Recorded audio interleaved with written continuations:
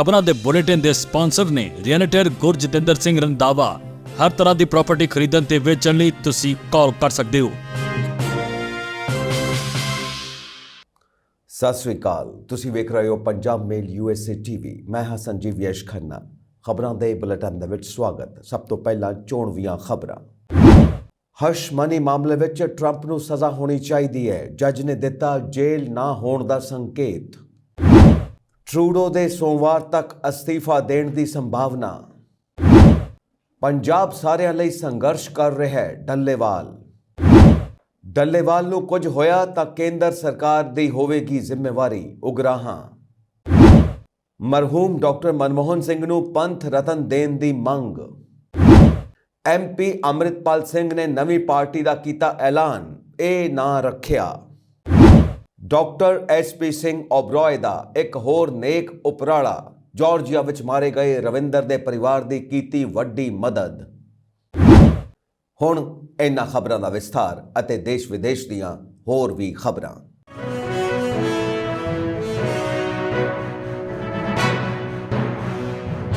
ਜੱਜ ਨੇ ਦੋਸ਼ੀ ਠਹਿਰਾਉਣ ਲਈ ਟਰੰਪ ਦੇ ਪ੍ਰਸਤਾਵ ਨੂੰ ਖਾਰਜ ਕਰ ਦਿੱਤਾ। ਉਦਘਾਟਨ ਤੋਂ 10 ਦਿਨ ਪਹਿਲਾਂ 10 ਜਨਵਰੀ ਨੂੰ ਸਜ਼ਾ ਤੈਅ ਕੀਤੀ ਗਈ ਹੈ। ਟਰੰਪ ਨੇ ਸਜ਼ਾ ਦੀ ਅਪੀਲ ਕਰਨ ਦੀ ਉਮੀਦ ਕੀਤੀ ਸੀ। ਜੱਜ ਨੇ ਹੁਕਮ ਦਿੱਤਾ ਕਿ ਡੋਨਾਲਡ ਟਰੰਪ ਨੂੰ ਨਿਊਯਾਰਕ ਵਿੱਚ ਉਸ ਦੇ ਹਰਸ਼ ਮਨੀ ਕੇਸ ਵਿੱਚ 10 ਜਨਵਰੀ ਨੂੰ ਸਜ਼ਾ ਸੁਣਵਾਈ ਜਾਵੇਗੀ। ਰਾਸ਼ਟਰਪਤੀ ਵਜੋਂ ਸਹੁੰ ਚੁੱਕਣ ਤੋਂ 2 ਹਫ਼ਤੇ ਪਹਿਲਾਂ ਨਿਊਯਾਰਕ ਦੇ ਜਸਟਿਨ ਜੋਆਨ ਮਰਚੈਂਟ ਨੇ ਸੰਕੇਤ ਦਿੱਤਾ ਕਿ ਉਹ ਟਰੰਪ ਨੂੰ ਜੇਲ੍ਹ ਦੇ ਸਮੇਂ ਪ੍ਰੋਬੇਸ਼ਨ ਜਾਂ ਜੁਰਮਾਨੇ ਦੀ ਸਜ਼ਾ ਨਹੀਂ ਦੇਵੇਗਾ, ਪਰ ਇਸ ਦੀ ਬਜਾਏ ਉਸ ਨੂੰ ਬਿਨਾਂ ਸ਼ਰਤ ਡਿਸਚਾਰਜ ਦੇਵੇਗਾ ਅਤੇ ਆਪਣੇ ਆਦੇਸ਼ ਵਿੱਚ ਲਿਖਿਆ ਕਿ ਰਾਸ਼ਟਰਪਤੀ ਚੁਣੇ ਹੋਏ ਵਿਅਕਤੀ ਸੁਣਵਾਈ ਲਈ ਵਿਅਕਤੀਗਤ ਤੌਰ ਤੇ ਜਾਂ ਅਸਲ ਵਿੱਚ ਪੇਸ਼ ਹੋ ਸਕਦੇ ਨੇ। ਟਰੰਪ ਨੇ ਆਪਣੇ ਖਿਲਾਫ ਚੱਲ ਰਹੇ ਕੇਸ ਨੂੰ ਖਾਰਜ ਕਰਨ ਲਈ ਆਪਣੀ ਰਾਸ਼ਟਰਪਤੀ ਚੋਣ ਜਿੱਤ ਦੀ ਵਰਤੋਂ ਕਰਨ ਦੀ ਕੋਸ਼ਿਸ਼ ਕੀਤੀ ਸੀ। ਚੁਣੇ ਗਏ ਰਾਸ਼ਟਰਪਤੀ ਨੇ ਆਪਣੇ ਸੋਸ਼ਲ ਮੀਡੀਆ ਤੇ ਪੋਸਟ ਕੀਤਾ ਕਿ ਜੱਜ ਦੇ ਆਦੇਸ਼ ਨੂੰ ਨਾਜਾਇਜ਼ ਸਿਆਸੀ ਹਮਲਾ ਕਰਾਰ ਦਿੰਦੇ ਹੋਏ ਖਾਰਜ ਕੀਤਾ ਗਿਆ ਅਤੇ ਮਾਮਲੇ ਨੂੰ ਇੱਕ ਧਾਂਦਲੀ ਤੋਂ ਇਲਾਵਾ ਕੁਝ ਨਹੀਂ ਕਿਹਾ ਗਿਆ। ਟਰੰਪ ਨੂੰ ਮਈ ਵਿੱਚ ਬਾਲਗ ਫਿਲਮ ਸਟਾਰ ਸਟੋਰਮੀ ਡੈਨੀਅਲਸ ਨੂੰ $130,000 ਦੀ ਅਦਾਇਗੀ ਨਾਲ ਸੰਬੰਧਿਤ ਕਾਰੋਬਾਰੀ ਰਿਕਾਰਡਾਂ ਨੂੰ ਝੂਠਾ ਕਰਨ ਦੇ 34 ਸੰਗੀਨ ਮਾਮਲਿਆਂ ਵਿੱਚ ਦੋਸ਼ੀ ਠਹਿਰਾਇਆ ਗਿਆ ਹੈ। ਆਪਣੇ ਸਾਬਕਾ ਵਕੀਲ ਮਾਈਕਲ ਕੋਹੇਨ, ਜਿਸ ਨੇ 2016 ਦੀ ਚੋਣ ਮੁਹਿੰਮ ਦੇ ਆਖਰੀ ਦਿਨਾਂ ਵਿੱਚ ਟਰੰਪ ਨਾਲ ਕਥਿਤ ਜਿਨਸੀ ਮੁਕਾਬਲੇ ਬਾਰੇ ਚੁੱਪ ਰਹਿਣ ਲਈ ਬਾਲਗ ਫਿਲਮ ਸਟਾਰ ਨੂੰ ਭੁਗਤਾਨ ਕੀਤਾ ਸੀ, ਉਸ ਨੂੰ ਅਦਾਇਗੀਆਂ ਨੂੰ ਲੁਕਾਉਣ ਦੀਆਂ ਕੋਸ਼ਿਸ਼ਾਂ ਨਾਲ ਸੰਬੰਧਿਤ ਦੋਸ਼ ਚੁਣੇ ਗਏ। ਰਾਸ਼ਟਰਪਤੀ ਨੇ ਸਾਰੇ ਗਲਤ ਕੰਮਾਂ ਤੋਂ ਇਨਕਾਰ ਕੀਤਾ ਅਤੇ ਦੋਸ਼ੀ ਨਾ ਹੋਣ ਦੀ ਦਲੀਲ ਦਿੱਤੀ। ਇਹ ਦਲੀਲ ਦਿੱਤੀ ਕਿ ਇਹ ਕੇਸ ਉਸ ਦੀ 2024 ਦੀ ਰਾਸ਼ਟਰਪਤੀ ਮੁਹਿੰਮ ਨੂੰ ਨੁਕਸਾਨ ਪਹੁੰਚਾਉਣ ਦੀ ਕੋਸ਼ਿਸ਼ ਸੀ। ਆਪਣੇ ਟਰੁੱਥ ਸੋਸ਼ਲ ਪਲੇਟਫਾਰਮ ਤੇ ਪੋਸਟ ਵਿੱਚ ਟਰੰਪ ਨੇ ਕਿਹਾ ਕਿ ਜੱਜ ਦਾ ਸਜ਼ਾ ਦਾ ਹੁਕਮ ਸਾਡੇ ਸੰਵਿਧਾਨ ਦੇ ਵਿਰੁੱਧ ਹੈ ਅਤੇ ਜੇਕਰ ਖੜੇ ਰਹਿਣ ਦੀ ਇਜਾਜ਼ਤ ਦਿੱਤੀ ਜਾਂਦੀ ਹੈ ਤਾਂ ਇਹ ਰਾਸ਼ਟਰਪਤੀ ਦਾ ਅੰਤ ਹੋਵੇਗਾ, ਜਿਵੇਂ ਕਿ ਅਸੀਂ ਜਾਣਦੇ ਹਾਂ। ਟਰੰਪ ਦੇ ਬੁਲਾਰੇ ਸਟੀਵਨ ਚੇਂਗ ਨੇ ਪਹਿਲਾਂ ਇਸ ਆਦੇਸ਼ ਨੂੰ ਡੈਣ ਦੀ ਸ਼ਿਕਾਰ ਦਾ ਹਿੱਸਾ ਕਿਹਾ। ਚੇਂਗ ਨੇ ਕਿਹਾ, ਰਾਸ਼ਟਰਪਤੀ ਟਰੰਪ ਨੂੰ ਰਾਸ਼ਟਰਪਤੀ ਦੀ ਤਬਦੀਲੀ ਦੀ ਪ੍ਰਕਿਰਿਆ ਨੂੰ ਜਾਰੀ ਰੱਖਣ ਅਤੇ ਰਾਸ਼ਟਰਪਤੀ ਦੇ ਜ਼ਰੂਰੀ ਫਰਜ਼ਾਂ ਨੂੰ ਚਲਾਉਣ ਦੀ ਇਜਾਜ਼ਤ ਦਿੱਤੀ ਜਾਣੀ ਚਾਹੀਦੀ ਹੈ। ਕੋਈ ਸਜ਼ਾ ਉਹਨਾਂ ਨੂੰ ਨਹੀਂ ਹੋਣੀ ਚਾਹੀਦੀ ਅਤੇ ਰਾਸ਼ਟਰਪਤੀ ਟਰੰਪ ਇਹਨਾਂ ਧੋਖਾਧੜੀਆਂ ਦੇ ਵਿਰੁੱਧ ਲੜਾਈ ਜਾਰੀ ਰੱਖਣਗੇ ਜਦੋਂ ਤੱਕ ਉਹ ਸਾਰੇ ਖਤਮ ਨਹੀਂ ਹੋ ਜਾਂਦੇ। ਇਸ ਕੇਸ ਦੇ ਵਿਰੁੱਧ ਆਪਣੇ ਤਾਜ਼ਾ ਪ੍ਰਸਤਾਵ ਵਿੱਚ ਟਰੰਪ ਨੇ ਦਲੀਲ ਦਿੱਤੀ ਕਿ ਇਹ ਕੇਸ ਉਹਨਾਂ ਦੇ ਰਾਸ਼ਟਰਪਤੀ ਦੇ ਕਾਰਜਕਾਲ ਦੌਰਾਨ ਉਹਨਾਂ ਉੱਤੇ ਲਟਕੇਗਾ ਅਤੇ ਸ਼ਾਸਨ ਕਰਨ ਦੀ ਉਹਨਾਂ ਦੀ ਯੋਗਤਾ ਵਿੱਚ ਰੁਕਾਵਟ ਪੈਦਾ ਕਰੇਗਾ। ਜਸਟਿਨ ਮਰਚੈਂਟ ਨੇ ਕਿਹਾ ਕਿ ਉਸ ਨੂੰ ਕਈ ਉਪਾਵਾਂ ਦੀ ਸਲਾਹ ਦਿੱਤੀ ਗਈ ਸੀ ਜੋ ਉਹ ਵਰਤ ਸਕਦੇ ਨੇ, ਜੋ ਰਾਸ਼ਟਰਪਤੀ ਵਜੋਂ ਸੇਵਾ ਕਰਦੇ ਹੋਏ ਇੱਕ ਅਪਰਾਧਿਕ ਕੇਸ ਦੁਆਰਾ ਧਿਆਨ ਭਟਕਾਉਣ ਬਾਰੇ ਟਰੰਪ ਦੀਆਂ ਚਿੰਤਾਵਾਂ ਨੂੰ ਦੂਰ ਕਰ ਸਕਦੇ ਨੇ, ਜੋ ਜਿਊਰੀ ਦੇ ਫੈਸਲੇ ਨੂੰ ਉਲਟਾਉਣ ਦੇ ਬਹੁਤ ਜ਼ਿਆਦਾ ਉਪਾਅ ਤੋਂ ਘੱਟ ਸਨ। ਉਸ ਦੇ ਵਿਕਲਪਾਂ ਵਿੱਚ 78 ਸਾਲ ਦੇ ਟਰੰਪ ਦੇ 2029 ਵਿੱਚ ਵਾਈਟ ਹਾਊਸ ਛੱਡਣ ਤੱਕ ਸਜ਼ਾ ਵਿੱਚ ਦੇਰੀ ਕਰਨਾ ਜਾਂ ਅਜਿਹੀ ਸਜ਼ਾ ਦੀ ਗਾਰੰਟੀ ਦੇਣਾ ਸ਼ਾਮਿਲ ਹੈ ਜਿਸ ਵਿੱਚ ਜੇਲ੍ਹ ਦਾ ਸਮਾਂ ਸ਼ਾਮਿਲ ਨਹੀਂ ਹੋਵੇਗਾ।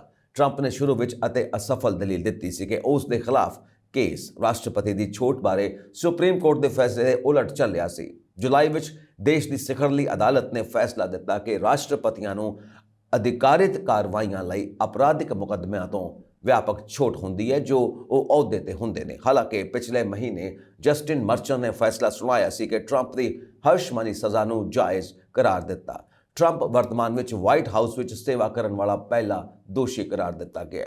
ਉਹ ਸਜ਼ਾ ਸੁਣਾਏ ਜਾਣ ਤੋਂ ਬਾਅਦ ਦੋਸ਼ੀ ਠਹਿਰਾਏ ਜਾਣ ਵਿਰੁੱਧ ਅਪੀਲ ਕਰਨ ਦੀ ਕੋਸ਼ਿਸ਼ ਕਰ ਸਕਦੇ ਨੇ, ਜਦੋਂ ਕਿ ਵਪਾਰਕ ਰਿਕਾਰਡਾਂ ਨੂੰ ਝੂਠਾ ਬਣਾਉਣ ਲਈ ਅਮਰੀਕਾ ਵਿੱਚ 4 ਸਾਲ ਤੱਕ ਦੀ ਕੈਦ ਦੀ ਸਜ਼ਾ ਦਿੱਤੀ ਜਾਂਦੀ ਹੈ। ਕੋਈ ਘੱਟੋ-ਘੱਟ ਸਜ਼ਾ ਨਹੀਂ ਹੈ ਅਤੇ ਕੈਦ ਦੀ ਲੋੜ ਨਹੀਂ ਹੈ। ਆਪਣੀ ਚੋਣ ਜਿੱਤਣ ਤੋਂ ਪਹਿਲਾਂ ਹੀ ਕਾਨੂੰਨੀ ਮਾਹਰਾਂ ਨੇ ਸੋਚਿਆ ਸੀ ਕਿ ਟਰੰਪ ਨੂੰ ਉਸ ਦੀ ਉਮਰ ਅਤੇ ਉਸ ਦੇ ਕਾਨੂੰਨੀ ਰਿਕਾਰਡ ਦੇ ਮੱਦੇਨਜ਼ਰ ਜੇਲ੍ਹ ਦੇ ਸਮੇਂ ਦਾ ਸਾਹਮਣਾ ਕਰਨਾ ਅਸੰਭਵ ਸੀ। ਟਰੰਪ ਤੇ 3 ਹੋਰ ਰਾਜ ਅਤੇ ਸੰਘੀ ਅਪਰਾਧਿਕ ਮਾਮਲਿਆਂ ਵਿੱਚ ਵੀ ਦੋਸ਼ ਲਗਾਏ ਗਏ ਨੇ। ਇੱਕ ਵਿੱਚ ਵਰਗੀਕ੍ਰਿਤ ਦਸਤਾਵੇਜ਼ ਸ਼ਾਮਿਲ ਨੇ ਅਤੇ 2020 ਦੀਆਂ ਚੋਣਾਂ ਵਿੱਚ ਆਪਣੀ ਹਾਰ ਨੂੰ ਉਲਟਾਉਣ ਦੀਆਂ ਕਥਿਤ ਕੋਸ਼ਿਸ਼ਾਂ ਨਾਲ ਸੰਬੰਧਿਤ ਨੇ।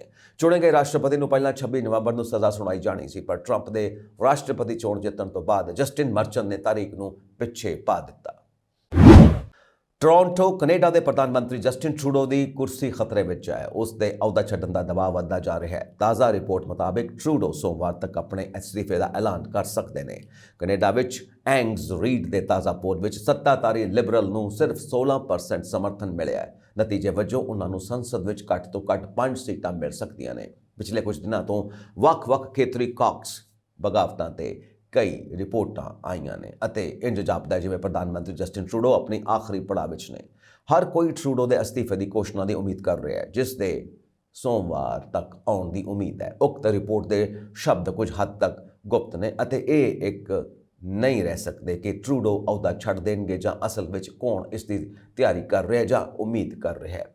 ਪੌਲੀ ਮਾਰਕੀਟ ਵਿਖੇ ਫਰਵਰੀ ਤੋਂ ਪਹਿਲਾਂ ਅਸਤੀਫਾ ਦੇਣ ਦੀ ਸੰਭਾਵਨਾ 50% ਹੈ। ਇੱਥੋਂ ਤੱਕ ਹੋਰ ਗੱਲ ਵੀ ਹੈ। ਇੱਕ ਰਿਪੋਰਟ ਵਿੱਚ ਕਿਹਾ ਗਿਆ ਕਿ ਮਾਰਕ ਕਾਰਨੀ ਨੇ ਆਪਣੀ ਲੀਡਰਸ਼ਿਪ ਦੀਆਂ ਸੰਭਾਵਨਾਵਾਂ ਬਾਰੇ ਜਾਣਨ ਲਈ ਸੰਸਦ ਦੇ ਦਰਜਨਾਂ ਮੈਂਬਰਾਂ ਤੱਕ ਪਹੁੰਚ ਕੀਤੀ ਹੈ।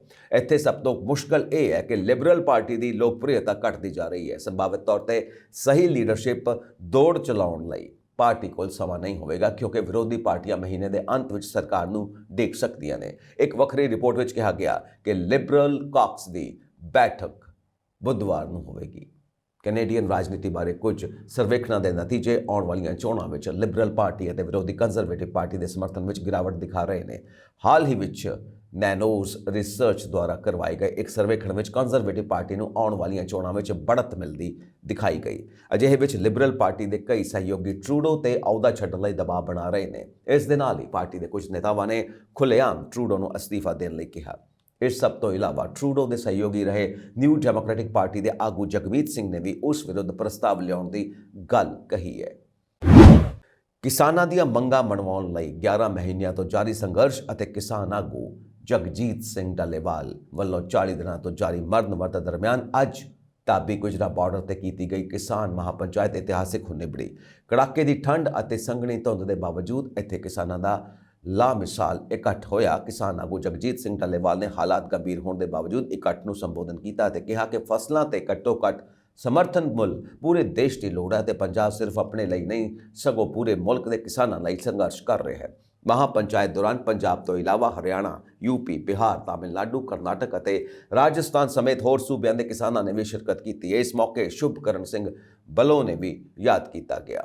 ਸਟੇਜ ਤੋਂ ਅਗਲੇ ਸੰਘਰਸ਼ ਦਾ ਐਲਾਨ ਕਰਦਿਆਂ ਕਿਸਾਨ ਆਗੂ ਕਾਕਾ ਸਿੰਘ ਕੋਟਲਾ ਨੇ 10 ਜਨਵਰੀ ਨੂੰ ਦੇਸ਼ ਭਰ ਵਿੱਚ ਕੇਂਦਰ ਸਰਕਾਰ ਦੇ ਪੁਤਲੇ ਫੂਕਣ ਦਾ ਹੋਕਾ ਦਿੱਤਾ। ਕਿਸਾਨ ਆਗੂ ਜਗਜੀਤ ਸਿੰਘ ਡੱਲੇਵਾਲ ਨੂੰ ਉਚੇਚੇ ਤੌਰ ਤੇ ਸਟੇਜ ਉੱਪਰ ਲਿਆਂਦਾ ਗਿਆ ਅਤੇ ਉਹਨਾਂ ਆਪਣੇ 11 ਮਿੰਟ ਦੇ ਭਾਸ਼ਣ ਦੌਰਾਨ ਕਿਹਾ ਕਿ ਇਹ ਇਕੱਲੇ ਪੰਜਾਬ ਦੀ ਨਹੀਂ ਸਗੋਂ ਸਾਰੇ ਸੂਬਿਆਂ ਦੀ ਲੜਾਈ ਹੈ, ਜਿਸ ਕਰਕੇ ਸਭ ਥਾਈਂ ਸੰਘਰਸ਼ ਦੀ ਗੂੰਜ ਪੈਣੀ ਚਾਹੀਦੀ ਹੈ ਤਾਂ ਜੋ ਸਰਕਾਰ ਵੀ ਚਿੰਤਾ ਵਿੱਚ ਪੈ ਜਾਵੇ।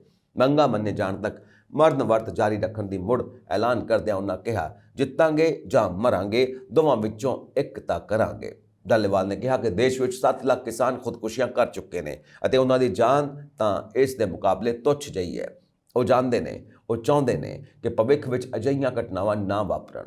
ਇਕੱਠ ਨੂੰ ਸੰਬੋਧਨ ਕਰਦਿਆਂ ਉਹਨਾਂ ਕਿਹਾ ਕਿ ਕਿਸਾਨੀ ਬਚਾਉਣ ਲਈ MSP ਬਹੁਤ ਜ਼ਰੂਰੀ ਹੈ, ਜਿਸ ਲਈ ਕਿਸਾਨਾਂ ਦੇ ਨਾਲ ਆਮ ਲੋਕ ਵੀ ਲੜਾਈ ਵਿੱਚ ਜਿੱਤਣ ਲਈ ਪੂਰੀ ਤਾਕਤ ਲਗਾ ਦੇਣ। ਉਹਨਾਂ ਕਿਹਾ ਕਿ ਦਿੱਲੀ ਅੰਦੋਲਨ ਦੀ ਸਮਾਪਤੀ ਮੌਕੇ ਦੂਜੇ ਰਾਜਾਂ ਦੇ ਕਿਸਾਨਾਂ ਨੇ ਅੰਦੋਲਨ ਕੁਝ ਹੋਰ ਦਿਨ ਜਾਰੀ ਰੱਖਣ ਲਈ ਆਖਿਆ ਸੀ, ਜਿਸ ਦਾ ਹੁਣ ਉਹ ਉਲਾਂਭਾ ਵੀ ਲਾ ਰਹੇ ਨੇ। BP ਘਟ ਜਾਣ ਦੇ ਹਵਾਲੇ ਨਾਲ ਉਹਨਾਂ ਨੂੰ ਡਾਕਟਰਾਂ ਨੇ ਹੋਰ ਨਾ ਬੋਲਣ ਤੋਂ ਰੋਕਣਾ ਚਾਹਿਆ, ਪਰ ਉਹਨਾਂ ਇਸ ਦੀ ਪਰਵਾਹ ਨਾ ਕੀਤੀ। ਖੁਦਕੁਸ਼ੀਆਂ ਦੇ ਮਾਮਲੇ ਤੇ ਉਹ ਭਾਵਕ ਵੀ ਹੋ ਗਏ ਸਨ। ਇੱਕ ਵਾਰ ਉਹ ਪਾਣੀ ਪੀਣ ਲਈ ਵੀ ਰੁਕੇ। ਅਖੀਰ ਉਹਨਾਂ ਸਾਰਿਆਂ ਦਾ ਧੰਨਵਾਦ ਵੀ ਕੀਤਾ। ਸੰਯੁਕਤ ਕਿਸਾਨ ਮੋਰਚੇ ਦੇ ਸੱਦੇ ਤੇ ਅੱਜ ਇੱਥੋਂ ਦੀ ਐਡੀਸ਼ਨਲ ਅਨਾਜ ਮੰਡੀ ਵਿੱਚ ਹੋਈ ਕਿਸਾਨ ਮਹਾਪੰਚਾਇਤ ਦੌਰਾਨ ਆਪਣੇ ਸੰਬੋਧਨ ਵਿੱਚ ਭਾਰਤੀ ਕਿਸਾਨ ਯੂਨੀਅਨ ਏਕਤਾ ਦੇ ਪ੍ਰਧਾਨ ਜੋਗਿੰਦਰ ਸਿੰਘ ਉਗਰਾਹਾਂ ਨੇ ਦੋਸ਼ ਲਾਇਆ ਕਿ ਕੇਂਦਰ ਸਰਕਾਰ ਵਾਅਦਾ ਖਿਲਾਫੀ ਕਰ ਰਹੀ ਹੈ ਅਤੇ ਉਹ ਦਿੱਲੀ ਅੰਦੋਲਨ ਖਤਮ ਕਰਨ ਲਈ ਕੀਤੇ ਸਮਝੌਤੇ ਤੋਂ ਪਿੱਛੋਂ ਹਟ ਰਹੀ ਹੈ। ਉਹਨਾਂ ਦੋਸ਼ ਲਾਇਆ ਕਿ ਕੇਂਦਰ ਸਰਕਾਰ ਅਨਾਜ ਦਾ ਵਪਾਰ ਕਾਰਪੋਰੇਟ ਘਰਾਣਿਆਂ ਨੂੰ ਸੌਂਪਣ ਦੇ ਇਰਾਦੇ ਨਾਲ ਖੇਤੀ ਕਾਨੂੰਨ ਪਿਛਲੇ ਦਰਵਾਜ਼ਿਓਂ ਮੁੜ ਤੋਂ ਲਾਗੂ ਕਰਨ ਜਾ ਰਹੀ ਹੈ। ਉਹਨਾਂ ਡੱਲੇਵਾਲ ਦੀ ਮੰਗ ਨੂੰ ਮੰਨ ਲੈਣ ਲਈ ਕੇਂਦਰ ਸਰਕਾਰ ਤੇ ਦਬਾਅ ਬਣਾਉਣ ਵਾਸਤੇ ਕਿਹਾ। ਉਗਰਾਹਾਂ ਨੇ ਕਿਹਾ, ਡੱਲੇਵਾਲ ਦੇ ਸੰਘਰਸ਼ ਨੂੰ ਸੂਬਾ ਸਰਕਾਰ ਨਾਲ ਕਿਉਂ ਜੋੜਿਆ ਜਾ ਰਿਹਾ ਹੈ ਜਦੋਂ ਕਿ ਮਾਮਲਾ ਸਿੱਧਾ ਕੇਂਦਰ ਸਰਕਾਰ ਨਾਲ ਜੋੜਿਆ ਹੋਇਆ ਹੈ। ਜੇ ਡੱਲੇਵਾਲ ਨੂੰ ਕੁਝ ਹੋਇਆ ਤਾਂ ਉਸ ਦੀ ਜ਼ਿੰਮੇਵਾਰੀ ਕੇਂਦਰ ਸਰਕਾਰ ਦੀ ਹੋਵੇਗੀ। ਕਾਰੋਬਾਰੀਆਂ ਦੇ ਹੱਥਾਂ 'ਚ ਅਨਾਜ ਦਾ ਕੰਟਰੋਲ ਆ ਗਿਆ ਤਾਂ ਕਿਸਾਨਾਂ ਦੇ ਨਾਲ ਮਜ਼ਦੂਰ ਵੀ ਹਾਸ਼ੀਏ ਤੇ ਚਲੇ ਜਾਣਗੇ। ਉਹਨਾਂ ਕਿਸਾਨਾਂ ਨੂੰ ਫੁੱਟ ਨੂੰ ਨਕਾਰਦਿਆਂ ਹੋਇਆ ਕਿਹਾ ਕਿ ਕਿਸਾਨਾਂ ਦਾ ਇੱਕੋ ਇੱਕ ਨਿਸ਼ਾਨਾ ਹੈ। ਖਰਾਬ ਮੌਸਮ ਅਤੇ ਸੰਘਣੀ ਧੁੰਦ ਦੇ ਬਾਵਜੂਦ ਮਹਾਪੰਚਾਇਤ ਵਿੱਚ ਕਿਸਾਨਾਂ ਦਾ ਵੱਡਾ ਇਕੱਠ ਹੋਇਆ। ਕਿਸਾਨ ਆਗੂ ਰਾਕੇਸ਼ ਟਕਾਇਤ ਨੇ ਕਿਹਾ ਕਿ ਮੰਗਾਂ ਮਨਾਉਣ ਲਈ ਕਿਸਾਨਾਂ ਵੱਲੋਂ ਕੀਤੇ ਜਾ ਰਹੇ ਸੰਘਰਸ਼ ਦਾ ਲਾਹਾ ਕੇਂਦਰ ਨੂੰ ਮਿਲ ਰਿਹਾ ਹੈ, ਜਦਕਿ ਪੰਜਾਬ ਸਰਕਾਰ ਅਤੇ ਸਿੱਖਾਂ ਨੂੰ ਇਸ ਦਾ ਨੁਕਸਾਨ ਹੋ ਰਿਹਾ। ਉਹਨਾਂ ਇਹ ਵੀ ਕਿਹਾ ਕਿ ਖਨੌਰੀ ਸ਼ੰਭੂ ਬਾਰਡਰ ਤੇ ਕਿਸਾਨਾਂ ਦਾ 10 ਮਹੀਨਿਆਂ ਤੋਂ ਚੱਲ ਰਿਹਾ ਸੰਘਰਸ਼ 4-5 ਹੋਰ ਮਹੀਨੇ ਜਾਰੀ ਰਹੇਗਾ। ਟਕਾਇਤ ਨੇ ਕਿਹਾ ਕਿ ਉਹਨਾਂ ਨਾਲ ਏਕੇ ਲਈ SKM ਨੇ 6 ਮੈਂਬਰੀ ਕਮੇਟੀ ਬਣਾਈ ਸੀ, ਪਰ ਇਹ ਗੱਲਬਾਤ ਸਿਰੇ ਨਾ ਚੜ ਸਕੀ। ਉਹਨਾਂ ਕਿਹਾ ਕਿ ਕੇਂਦਰ ਸਰਕਾਰ ਚਾਹੁੰਦੀ ਹੈ ਕਿ ਕਿਸਾਨ ਆਪਸ ਵਿੱਚ ਹੀ ਉਲਝੇ ਰਹਿਣ ਅਤੇ ਉਹਨਾਂ ਦੇ ਮੁੱਦਿਆਂ ਦਾ ਕੋਈ ਹੱਲ ਨਾ ਨਿਕਲੇ। ਮਹਾਪੰਚਾਇਤ ਦੌਰਾਨ ਕਿਸਾਨਾਂ ਨੇ ਕੇਂਦਰ ਦੇ ਖੇਤੀ ਮੰਡੀ ਨੀਤੀ ਖਰੜੇ ਨੂੰ ਮੁੱਢੋਂ ਰੱਦ ਕਰ ਦਿੱਤਾ। ਇੱਕ ਮਤੇ ਵਿੱਚ ਕਿਹਾ ਗਿਆ ਕਿ ਸਾਰੀਆਂ ਕਿਸਾਨ ਜਥੇਬੰਦੀਆਂ ਖਰੜੇ ਦੇ ਵਿਰੋਧ ਵਿੱਚ ਕੇਂਦਰ ਸਰਕਾਰ ਨੂੰ ਪੱਤਰ ਲਿਖਣ।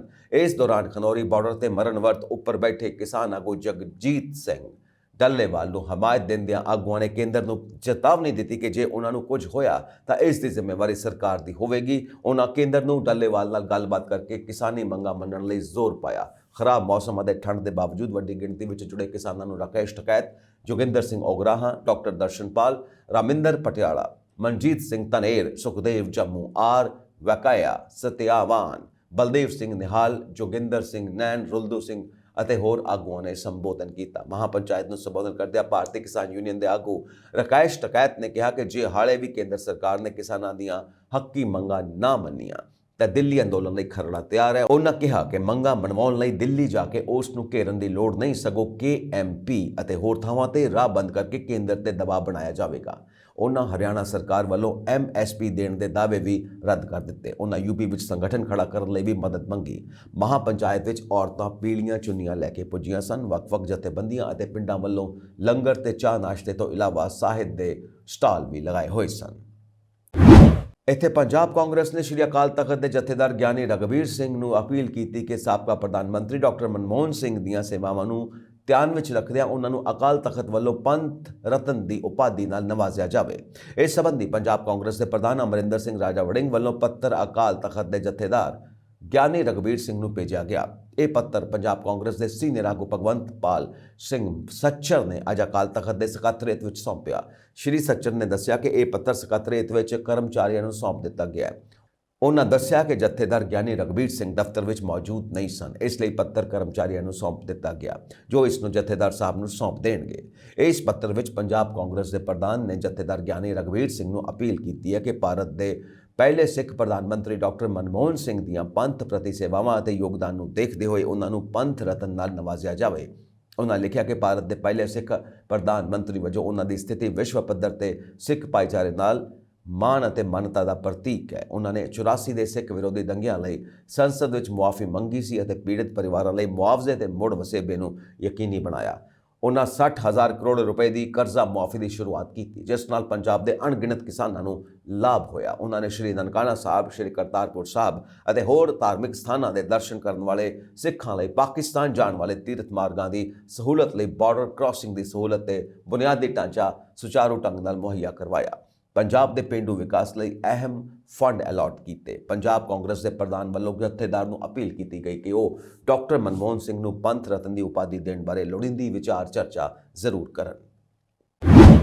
MP ਅੰਮ੍ਰਿਤਪਾਲ ਸਿੰਘ ਨੇ ਨਵੀਂ ਪਾਰਟੀ ਦਾ ਐਲਾਨ ਕੀਤਾ। ਅਨੰਦਪੁਰ ਸਾਹਿਬ ਵਿਖੇ ਪੰਜਾਬ ਦੇ ਖਡੂਰ ਸਾਹਿਬ ਤੋਂ ਲੋਕ ਸਭਾ ਦੀ ਚੋਣ ਜਿੱਤ ਚੁੱਕੇ MP ਅੰਮ੍ਰਿਤਪਾਲ ਸਿੰਘ ਨੇ ਅੱਜ ਆਪਣੀ ਪਾਰਟੀ ਦਾ ਐਲਾਨ ਕਰ ਦਿੱਤਾ। ਉਹਨਾਂ ਨੇ ਆਪਣੀ ਪਾਰਟੀ ਦਾ ਨਾਂ ਰੱਖਿਆ ਹੈ ਸ਼੍ਰੋਮਣੀ ਅਕਾਲੀ ਦਲ ਅਨੰਦਪੁਰ ਸਾਹਿਬ। ਇਸ ਲਈ ਦੱਸ ਦਈਏ ਕਿ MP ਅੰਮ੍ਰਿਤਪਾਲ ਸਿੰਘ ਹਾਲ ਹੀ ਦੀ ਘੜੀ ਅਸਾਮ ਦੀ ਡਿਬੜੂਗੜ੍ਹ ਜੇਲ੍ਹ ਦੇ ਵਿੱਚ ਬੰਦ ਨੇ। ਇਹ ਪਾਰਟੀ ਦਾ ਐਲਾਨ MP ਅੰਮ੍ਰਿਤਪਾਲ ਸਿੰਘ ਅਤੇ MP ਸਰਬਜੀਤ ਸਿੰਘ ਖਾਲਸਾ ਨੇ ਰਲ ਕੇ ਕੀਤਾ ਹੈ।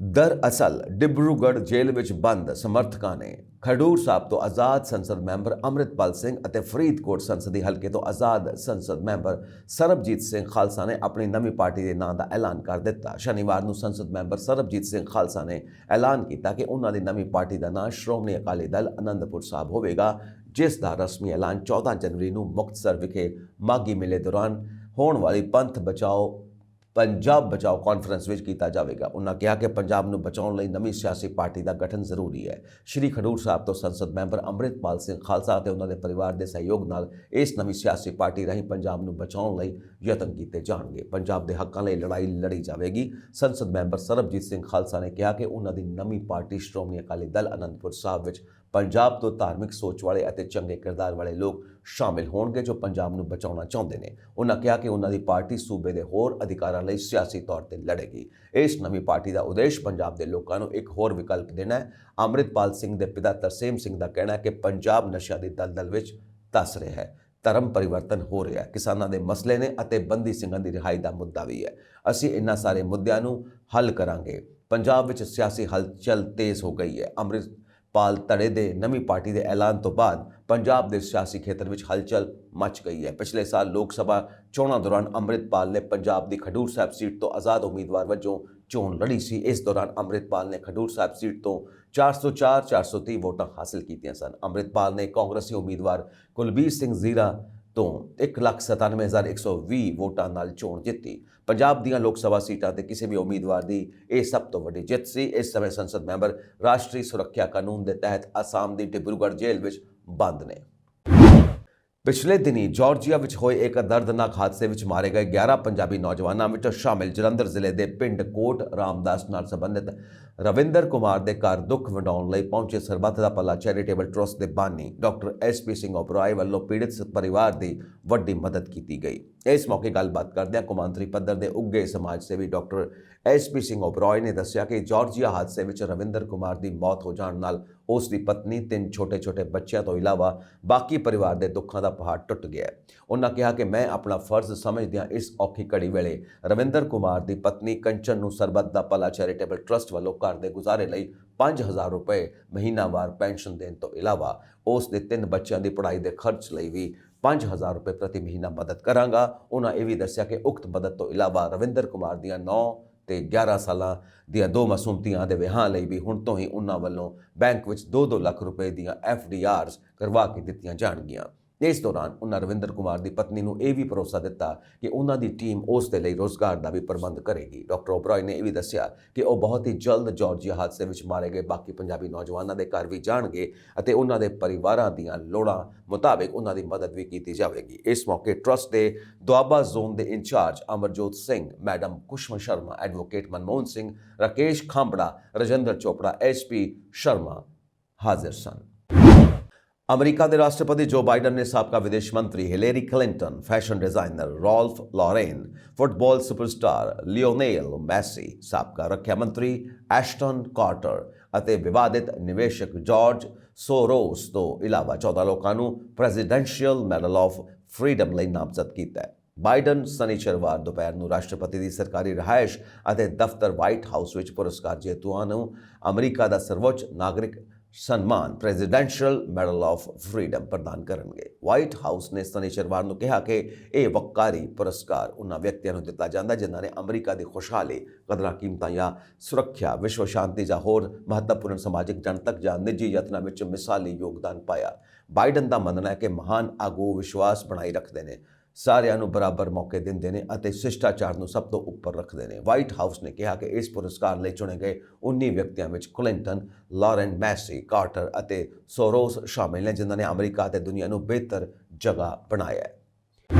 ਕੈਨੇਡਾ 2025 ਵਿੱਚ ਸਥਾਈ ਨਿਵਾਸ ਲਈ ਮਾਤਾ-ਪਿਤਾ ਅਤੇ ਦਾਦਾ-ਦਾਦੀ ਨੂੰ ਸਪਾਂਸਰ ਕਰਨ ਲਈ ਕੋਈ ਨਵੀਂ ਅਰਜ਼ੀ ਸਵੀਕਾਰ ਨਹੀਂ ਕਰੇਗਾ। Immigration, refugees and citizenship Canada ਨੇ ਘੋਸ਼ਣਾ ਕੀਤੀ ਕਿ 2025 ਦੌਰਾਨ ਵਿਭਾਗ ਸਿਰਫ ਮਾਤਾ-ਪਿਤਾ ਅਤੇ ਦਾਦਾ-ਦਾਦੀ ਪ੍ਰੋਗਰਾਮ ਅਧੀਨ 2024 ਵਿੱਚ ਜਮ੍ਹਾਂ ਕੀਤੀਆਂ ਗਈਆਂ ਪਰਿਵਾਰਿਕ ਸਪਾਂਸਰਸ਼ਿਪ ਅਰਜ਼ੀਆਂ ਤੇ ਹੀ ਕਾਰਵਾਈ ਕਰੇਗਾ। ਵਿਭਾਗ ਦਾ ਇਰਾਦਾ 2025 ਤੱਕ ਵੱਧ ਤੋਂ ਵੱਧ 15,000 ਸਪਾਂਸਰਸ਼ਿਪ ਅਰਜ਼ੀਆਂ ਤੇ ਕਾਰਵਾਈ ਕਰਨ ਦਾ ਹੈ। ਕੈਨੇਡਾ ਦੇ ਨਾਗਰਿਕਾਂ ਅਤੇ ਸਥਾਈ ਨਿਵਾਸੀ ਜੋ ਚਾਹੁੰਦੇ ਨੇ ਕਿ ਉਹਨਾਂ ਦੇ ਮਾਤਾ-ਪਿਤਾ ਅਤੇ ਦਾਦਾ-ਦਾਦੀ ਲੰਬੇ ਸਮੇਂ ਤੱਕ ਉਹਨਾਂ ਨਾਲ ਕੈਨੇਡਾ ਵਿੱਚ ਰਹਿਣ, ਉਹ ਅਜੇ ਵੀ ਆਪਣੇ ਰਿਸ਼ਤੇਦਾਰਾਂ ਨੂੰ ਸੁਪਰ ਵੀਜ਼ਾ ਤੇ ਸਪਾਂਸਰ ਕਰ ਸਕਦੇ ਨੇ ਜੋ ਉਹਨਾਂ ਦੇ ਰਿਸ਼ਤੇਦਾਰਾਂ ਨੂੰ ਇੱਕ ਵਾਰ 5 ਸਾਲਾਂ ਤੱਕ ਕੈਨੇਡਾ ਵਿੱਚ ਉਹਨਾਂ ਨੂੰ ਮਿਲਣ ਦੀ ਇਜਾਜ਼ਤ ਦੇ ਸਕਦਾ ਹੈ। ਕੇਂਦਰੀ ਮੰਤਰੀ ਨਿਤਿਨ ਗਡਕਰੀ ਨੇ ਸ਼ਨੀਵਾਰ ਨੂੰ ਕਿਹਾ ਕਿ ਰਾਜਨੀਤੀ ਬਾਰੇ ਉਹਨਾਂ ਦੀ ਰਾਏ ਚੰਗੀ ਨਹੀਂ ਹੈ ਕਿਉਂਕਿ ਇਸ ਵਿੱਚ ਵਰਤੋਂ ਅਤੇ ਸੁੱਟੋ ਦੀ ਰਣਨੀਤੀ ਅਪਣਾਈ ਜਾਂਦੀ ਹੈ। ਉਹਨਾਂ ਨੂੰ ਸਵਾਲ ਕੀਤਾ ਕਿ ਸਿਆਸਤ ਵਿੱਚ ਸੱਤਾਧਾਰੀ ਪਾਰਟੀ ਵਿੱਚ ਸ਼ਾਮਿਲ ਹੋਣ ਦਾ ਮੁਕਾਬਲਾ ਹੁੰਦਾ ਹੈ। ਅਜਿਹੀ ਸਥਿਤੀ ਵਿੱਚ ਲੋਕਾਂ ਦੀ ਵਿਚਾਰਧਾਰਾ ਅਤੇ ਵਫਾਦਾਰੀ ਕਿੱਥੇ ਜਾਂਦੀ ਹੈ? ਕੇਂਦਰੀ ਸੜਕੀ ਆਵਾਜਾਈ ਅਤੇ ਰਾਜਮਾਰਗ ਮੰਤਰੀ ਅਤੇ ਭਾਜਪਾ ਪਾਰਟੀ ਨੇਤਾ ਦੇ ਸੀਨੀਅਰ ਗਡਕਰੀ ਨੇ ਕਿਹਾ ਕਿ ਦੇਸ਼ ਵਿੱਚ ਸਮੱਸਿਆ ਵਿਚਾਰਧਾਰਾ ਦੇ ਨਹੀਂ ਸਗੋਂ ਵਿਚਾਰਾਂ ਦਾ ਖਾਲੀਪਨ ਹੈ। ਉਹਨਾਂ ਕਿਹਾ ਬਹੁਤ ਸਾਰੇ ਲੋਕ ਸੱਤਾ ਵਿੱਚ ਆਉਣ ਵਾਲੀ ਪਾਰਟੀ ਨਾਲ ਜੁੜ ਜਾਂਦੇ ਨੇ। ਅਜਿਹੀ ਸਥਿਤੀ ਵਿੱਚ ਉਹਨਾਂ ਦੀ ਵਿਚਾਰਧਾਰਾ ਅਤੇ ਵਫਾਦਾਰੀ ਕਿੱਥੇ ਜਾਂਦੀ ਹੈ? ਪੁਣੇ ਵਿੱਚ ਮਰਾਠਾ ਸੇਵਾ ਸੰਘ ਵੱਲੋਂ ਆਯੋਜਿਤ ਇੱਕ ਪ੍ਰੋਗਰਾਮ ਵਿੱਚ ਗਡਕਰੀ ਨੇ ਕਿਹਾ ਕਿ ਜੇਕਰ ਦੇਸ਼ ਨੂੰ ਤਰੱਕੀ ਕਰਨੀ ਹੈ ਤਾਂ ਸਭ ਤੋਂ ਪਹਿਲਾਂ ਸਾਨੂੰ ਆਪਣੇ ਘਰ ਅਤੇ ਪਰਿਵਾਰ ਦਾ ਧਿਆਨ ਰੱਖਣਾ ਹੋਵੇਗਾ। ਇੱਕ ਘਟਨਾ ਨੂੰ ਯਾਦ ਕਰਦਿਆਂ ਉਹਨਾਂ ਕਿਹਾ, ਇੱਕ ਵਿਅਕਤੀ ਮੇਰੇ ਕੋਲ ਆਇਆ ਅਤੇ ਕਿਹਾ ਕਿ ਉਹ ਦੇਸ਼ ਲਈ ਆਪਣੀ ਜਾਨ ਕੁਰਬਾਨ ਕਰਨੀ ਚਾਹੁੰਦਾ ਹੈ। ਉਸ ਸਮੇਂ ਉਸ ਦਾ ਕਾਰੋਬਾਰ ਠੱਪ ਸੀ, ਉਹ ਦਿਵਾਲੀਆ ਹੋ ਰਿਹਾ ਸੀ ਅਤੇ ਘਰ ਵਿੱਚ ਪਤਨੀ ਅਤੇ ਬੱਚੇ ਸਨ। ਮੈਂ ਉਸ ਨੂੰ ਕਿਹਾ ਕਿ ਪਹਿਲਾਂ ਆਪਣੇ ਘਰ ਦਾ ਧਿਆਨ ਰੱਖੋ, ਫਿਰ ਦੇਸ਼ ਦਾ। ਗਡਕਰੀ ਨੇ ਕਿਹਾ ਕਿ ਉਹ ਛਤਰਪਤੀ ਸ਼ਿਵਾਜੀ ਮਹਾਰਾਜ ਨੂੰ ਆਪਣਾ ਰੋਲ ਮਾਡਲ ਮੰਨਦੇ ਨੇ ਕਿਉਂਕਿ ਮਰਾਠਾ ਸਮਰਾਟ ਨੇ ਲੜਾਈਆਂ ਲੜੀਆਂ ਅਤੇ ਜਿੱਤੀਆਂ, ਪਰ ਉਹਨਾਂ ਨੇ ਪੂਜਾ ਸਥਾਨਾਂ ਨੂੰ ਤਬਾਹ ਨਹੀਂ ਕੀਤਾ ਅਤੇ ਨਾ ਹੀ ਆਪਣੇ ਵਿਰੋਧੀਆਂ ਨੂੰ ਤਸੀਹੇ ਦਿੱਤੇ। ਉਹਨਾਂ ਕਿਹਾ ਕਿ ਸ਼ਿਵਾਜੀ ਮਹਾਰਾਜ ਨੇ ਆਪਣੇ ਰਾਜ ਦੌਰਾਨ ਸਾਰੇ ਧਰਮਾਂ ਨਾਲ ਬਰਾਬਰੀ ਦਾ ਸਲੂਕ ਕੀਤਾ ਅਤੇ ਉਹ ਸੱਚਮੁੱਚ ਭਾਰਤ ਦੇ ਧਰਮ ਨਿਰਪੱਖ ਸ਼ਾਸਕ ਸਨ। ਇਸ ਤੋਂ ਪਹਿਲਾਂ 3 ਦਸੰਬਰ 2024 ਨੂੰ ਨਿਤਿਨ ਗਡਕਰੀ ਨੇ ਕਿਹਾ ਸੀ ਕਿ ਰਾਜਨੀਤੀ ਅਸੰਤੁਸ਼ਟ ਰੂਹਾਂ ਦਾ ਸਮੁੰਦਰ ਹੈ। ਇੱਥੇ ਹਰ ਵਿਅਕਤੀ ਦੁਖੀ ਹੈ ਅਤੇ ਆਪਣੇ ਮੌਜੂਦਾ ਅਹੁਦੇ ਤੋਂ ਉੱਚੇ ਅਹੁਦੇ ਦੀ ਉਮੀਦ ਕਰ ਰਿਹਾ ਹੈ। ਕੇਂਦਰੀ ਖੇਤੀਬਾੜੀ ਮੰਤਰੀ ਸ਼ਿਵਰਾਜ ਸਿੰਘ ਚੌਹਾਨ ਨੇ ਅੱਜ ਦੇਸ਼ ਵਿੱਚ ਖੇਤੀਬਾੜੀ ਸੈਕਟਰ ਵਿੱਚ ਸੁਧਾਰਾਂ ਬਾਰੇ ਵੱਖ-ਵੱਖ ਸੂਬਿਆਂ ਦੇ ਖੇਤੀਬਾੜੀ ਮੰਤਰੀਆਂ ਨਾਲ ਵਰਚੁਅਲ ਮੀਟਿੰਗ ਕੀਤੀ। ਇਸ ਮੀਟਿੰਗ ਵਿੱਚ ਪੰਜਾਬ ਦੇ ਖੇਤੀਬਾੜੀ ਮੰਤਰੀ ਗੁਰਮੀਤ ਸਿੰਘ ਖੁੱਡੀਆਂ ਸਣੇ ਵੱਖ-ਵੱਖ ਸੂਬਿਆਂ ਦੇ ਖੇਤੀਬਾੜੀ ਮੰਤਰੀਆਂ ਨੇ ਸ਼ਮੂਲੀਅਤ ਕੀਤੀ। ਖੁੱਡੀਆਂ ਨੇ ਕੇਂਦਰੀ ਮੰਤਰੀ ਅੱਗੇ ਪੰਜਾਬ ਦੇ ਕਿਸਾਨੀ ਮੁੱਦੇ ਜ਼ੋਰ-ਸ਼ੋਰ ਨਾਲ ਚੁੱਕੇ। ਇਸ ਦੇ ਨਾਲ ਹੀ ਉਹਨਾਂ ਚੌਹਾਨ ਨੂੰ ਕਿਸਾਨਾਂ ਦੀਆਂ ਮੰਗਾਂ ਸੰਬੰਧੀ ਗੱਲਬਾਤ ਮੁੜ ਸ਼ੁਰੂ ਕਰਨ ਦੀ ਅਪੀਲ ਕੀਤੀ। ਖੁੱਡੀਆਂ ਨੇ ਕੇਂਦਰੀ ਖੇਤੀਬਾੜੀ ਮੰਤਰੀ ਨੂੰ ਦੱਸਿਆ ਕਿ ਪੰਜਾਬ ਦੇ ਖਨੌਰੀ ਬਾਰਡਰ ਤੇ ਕਿਸਾਨ ਆਗੂ ਜਗਜੀਤ ਸਿੰਘ ਡੱਲੇਵਾਲ 40 ਦਿਨਾਂ ਤੋਂ ਭੁੱਖ ਹੜਤਾਲ ਤੇ ਬੈਠੇ ਨੇ। ਉਹਨਾਂ ਦੀ ਸਿਹਤ ਲਗਾਤਾਰ ਵਿਗੜਦੀ ਜਾ ਰਹੀ ਹੈ। ਇਸ ਦੇ ਬਾਵਜੂਦ ਕੇਂਦਰ ਸਰਕਾਰ ਕਿਸਾਨਾਂ ਨਾਲ ਗੱਲਬਾਤ ਕਰਨ ਲਈ ਤਿਆਰ ਨਹੀਂ।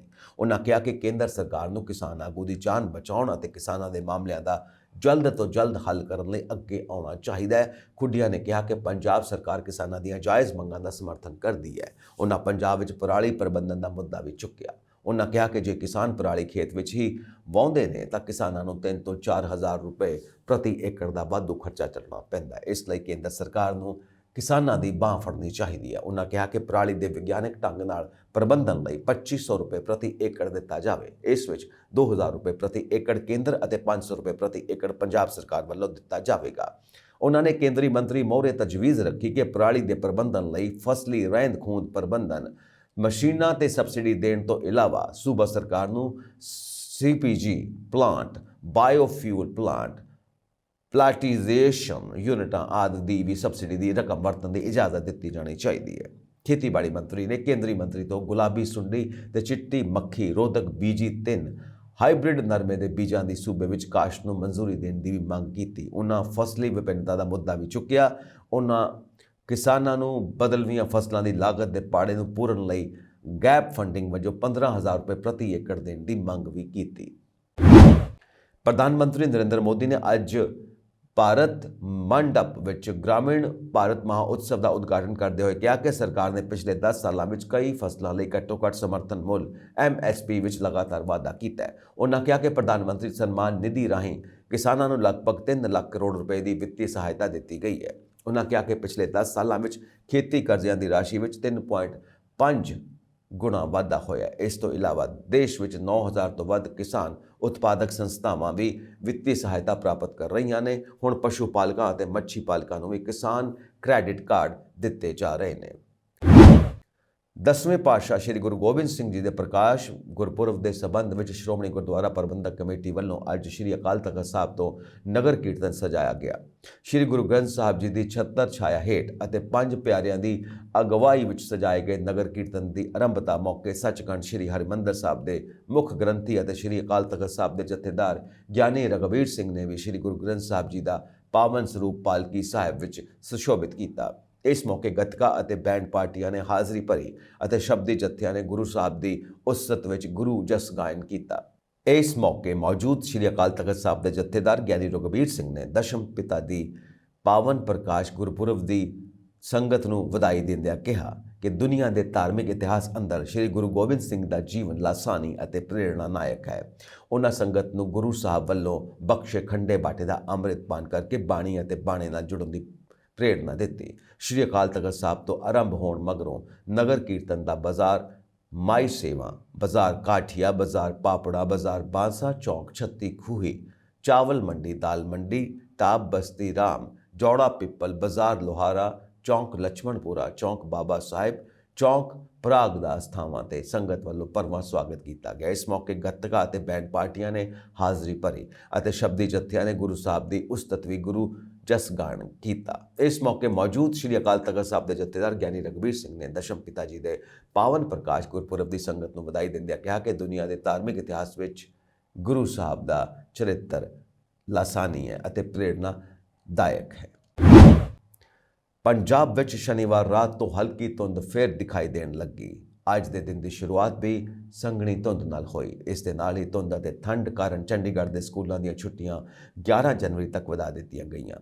ਇਸ ਦੌਰਾਨ ਕੋਈ ਵੀ ਸਰਕਾਰੀ ਜਾਂ ਗੈਰ ਸਰਕਾਰੀ ਸਕੂਲ ਜਾਂ ਕਾਲਜ ਨਹੀਂ ਖੁੱਲ੍ਹੇਗਾ। ਮੌਸਮ ਵਿਗਿਆਨ ਕੇਂਦਰ ਮੁਤਾਬਿਕ ਅੱਜ ਪੱਛਮੀ ਗੜਬੜੀ ਵੀ ਸਰਗਰਮ ਹੋ ਗਈ ਹੈ। ਵੈਸਟਰਨ ਡਿਸਟਰਬੈਂਸ ਦੇ ਕਾਰਨ ਪਾਕਿਸਤਾਨ ਅਤੇ ਰਾਜਸਥਾਨ ਵਿੱਚ 2 ਚੱਕਰਵਾਤੀ ਚੱਕਰ ਦੇਖੇ ਜਾ ਸਕਦੇ ਨੇ, ਜਿਸ ਕਾਰਨ 5 ਅਤੇ 6 ਜਨਵਰੀ ਨੂੰ ਮੀਂਹ ਪੈਣ ਦੀ ਸੰਭਾਵਨਾ ਹੈ। ਮੌਸਮ ਵਿਭਾਗ ਅਨੁਸਾਰ ਪੰਜਾਬ ਦੇ ਪਠਾਨਕੋਟ, ਗੁਰਦਾਸਪੁਰ, ਅੰਮ੍ਰਿਤਸਰ, ਹੁਸ਼ਿਆਰਪੁਰ, ਨਵਾਂ ਸ਼ਹਿਰ, ਕਪੂਰਥਲਾ, ਜਲੰਧਰ, ਸੰਗਰੂਰ, ਫਤਿਹਗੜ੍ਹ ਸਾਹਿਬ, ਰੂਪਨਗਰ, ਪਟਿਆਲਾ, SAS ਨਗਰ ਅਤੇ ਮਲੇਰਕੋਟਲਾ ਵਿੱਚ ਬਾਰਿਸ਼ ਹੋਣ ਦੀ ਸੰਭਾਵਨਾ। ਇਸ ਦੇ ਨਾਲ ਹੀ ਪੰਜਾਬ ਦੇ ਜ਼ਿਆਦਾਤਰ ਜ਼ਿਲ੍ਹਿਆਂ ਵਿੱਚ ਬੱਦਲਵਾਹੀ ਰਹਿਣ ਦੀ ਸੰਭਾਵਨਾ। ਪੰਜਾਬ ਵਿੱਚ ਅਗਲੇ 3 ਦਿਨਾਂ ਤੱਕ ਬੱਦਲਵਾਹੀ ਰਹਿਣ ਦੀ ਸੰਭਾਵਨਾ, ਜਿਸ ਕਾਰਨ ਪੰਜਾਬ ਵਿੱਚ ਠੰਡ ਦਾ ਕਹਿਰ ਵੱਧ ਸਕਦਾ ਹੈ। ਇਹ ਸਨ ਅੱਜ ਦੀਆਂ ਮੁੱਖ ਖਬਰਾਂ। ਹੋਰ ਅਪਡੇਟਸ ਦੇ ਲਈ ਵੇਖਦੇ ਰਹੋ ਪੰਜਾਬ ਮੇਲ USA TV। ਸਤਿ ਸ਼੍ਰੀ ਅਕਾਲ।